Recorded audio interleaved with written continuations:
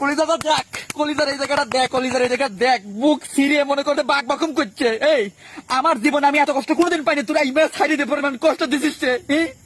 তোরা যেভাবে খেলিছিস এই হাটের ভিতর দুক দুক করে রে, দেখ দেখ তোরা কি কব তোরে। আচ্ছা এই যে আমলিগ, বিএনপি, এনসিপি, জামায়াত সবাই একজোট হয়ে এয়ারপোর্ট ঘেরাও করে একটা কর্মসূচি দেওয়া যায় না? ওরা বাংলাদেশে ঢুকার সাথে সাথে মারিয়ে পারিয়ে সিরিয়াল দেওয়া লাগবে, কি করে সিরিয়াল দেওয়া লাগবে?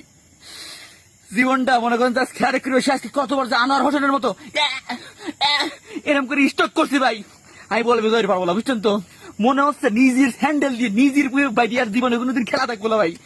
এই বুহির ভিতরে, এই বিহুর ভিতরে দাও দাও করে আগুন জ্বলতেছে, এই বুহির ভিতরে দাও দাও করে আগুন জ্বলতেছে, দাও দাও করে তুই খেলা ঢালি। আরে কি রে তোদের এই কোন মুরব্বী বাংলাদেশে এই কৃষি প্রধান দেশে ক্রিকেট আনছিল? সেই লোকটা কি ওই লোকটা তো আমি পাইতাম টান দিয়ে সিরিয়ালা দিতাম, এই জার্সির মতো টান দিয়ে সিরিয়ালা দিতাম। কৃষির জন্য ক্রিকেট খেলা আনা লাগবি? এরে কৃষি প্রধান দেশ, তোরা ধান লাগা খাবি, তোরা মাছ চাষ করে খাবি, তোরা আলু লাগা খাবি, তোরা হাতে ব্যাট বল তুলে দিছিল কিটা? ভাই বিএনপি, আমলিগ সব সব রাজনৈতিক দলের লোকজনের একটাই রিকোয়েস্ট, হাম্বল রিকোয়েস্ট, আপনারা সবাই আসেন একজোট হয়ে এয়ারপোর্ট ঘেরাও করে ওরে গণ পিটনের একটা কর্মসূচি দেয়। তাছাড়া মনের দুঃখ নেই বিভিন্ন ভাই, এই ম্যাচও হারা যায়।